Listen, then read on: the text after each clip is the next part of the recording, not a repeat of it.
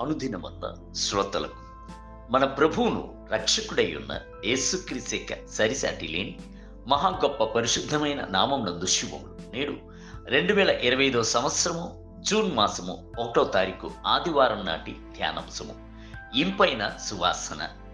ఆదికాండము 8వ అధ్యాయము 21వ వచనం నందు అప్పుడు యెహోవా ఇంపైన సువాసన ఆగ్రహించి ఇక మీదట నరులను బట్టి భూమిని మరల శపించును అని చెప్పాను. జల ప్రళయం యొక్క నాశనము తర్వాత నీళ్లు ఎండిపోయి నోవాహు ఓడలో నుండి బయటకు వచ్చినప్పుడు ఆయన చేసిన మొట్టమొదటి అంశము ప్రభు కొరకు బలిపీఠమును కట్టి బలి నర్పించి ప్రభువును ఆరాధించాను. ప్రభు అట్టి ఇంపైన సువాసనను నాగ్రహించాను. అది లోకస్తులపైనున్న కోపమును చల్లార్చి ఆయనను శాంతిపరిచింది. అంత మాత్రమే కాదు, దాని ద్వారా ఆయన మనుషులతో నిబంధన చేసి తన యొక్క ఇంద్రధనుసును మేఘములో ఉంచెను. అది ప్రభునకును భూమినకును కలుగు చేయబడిన నిబంధనకు గుర్తుగా ఉన్నది. ఆ ఇంద్రధనుసు కనబడినప్పుడల్లా ఇక జలప్రలయము చేత లోకమును నాశనము చెయ్యును అని నిబంధనను జ్ఞాపకము చేసుకొందును అని ప్రభు సెలవిచ్చెను. ఆదికాండం 9వ అధ్యాయం 13 మొదలుకొని 19 వచనం. మనమందరము పాపము చేసి దేవుని యొక్క మహిమను కోల్పోవడంతో పాటు దేవునికి శత్రులమై ఉన్నాము. బైబిల్ గ్రంథము సెలవిచ్చుచున్నది, మనము దేవునికి శత్రులమై ఉండగా ఆయన కుమారుని మరణము ద్వారా మనము దేవునితో సమాధానపరచబడిన ఎడల సమాధానపరచబడిన వారమై ఆయన జీవించుట చేత మరి నిశ్చయముగా రక్షింపబడుదుము. రోమీయులకు రాసిన పత్రిక 5వ అధ్యాయం 10వ వచనం.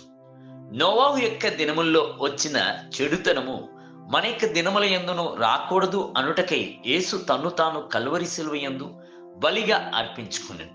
నోవాహు యొక్క బలిని ఇంపైన సువాసనగా నాగ్రహించున్నట్లుగా క్రీస్తు యొక్క బలిని కూడా అంగీకరించి మనకు పాపక్షమాపణను రక్షణను ఆజ్ఞాపించుటకు ప్రభు తీర్మానించింది. పాపము చేసిన మనుష్యుడు ప్రభునకు ఇంపైన సువాసనగా మారవలను అంటే కల్వరి రక్షకుణ్ణి తేరి చూడవలసింది.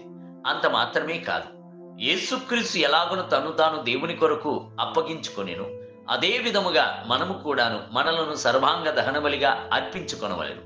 అపోస్తలుడైన పౌలు, సహోదరులారా, పరిశుద్ధమును దేవునికి అనుకూలమునైన సజీవ యాగముగా మీ శరీరములను ఆయనకు సమర్పించుకుండని బతిమాలు కొనుచున్నాను అని వ్రాయిచున్నాడు. రోమీయులకు రాసిన పత్రిక 12వ అధ్యాయం 1వ వచనం.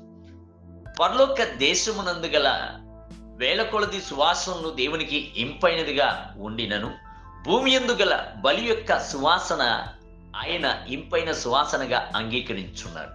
ఏ మనుషుడైతే ప్రభునకు లోబడి ఆయన కొరకు తన యొక్క జీవితమును సజీవ బలిగా అర్పించుకొనుచున్నాడో అతడు ప్రభు యొక్క దృష్టికి ఇష్టుడై ఉండును.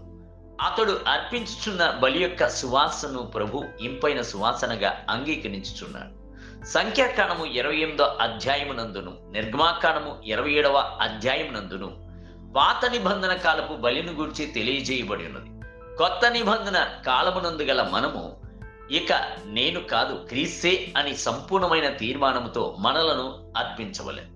దేవుని బిడ్డలారా, ఇది ప్రభునకు ఇంపైన సువాసనగా ఉండు. నేటి ధ్యానమునకు బలిపీఠం మీద ఆ పొట్టేళ్లంతయు దహింపవలెను. అది యెహోవాకు దహన బలి, యెహోవాకు ఇంపైన సువాసన గల హోమం. నిర్గమాకాండం 29వ అధ్యాయం 18వ వచనం. నేటి వేద పఠనము ఉదయం 2వ దినవృత్తాంత గ్రంథంలో 15 మరియు 16 అధ్యాయులు. సాయంత్రం యోహాను సువార్త 12వ అధ్యాయం 27 మొదలుకొని 50 వచనములు. ప్రభు ఈ నూతన మాసం నందు ఈ మొదటి పునరుద్ధానమందు మిమ్ములను ధారాళముగా దీవించునుగాక. ఆమేన్.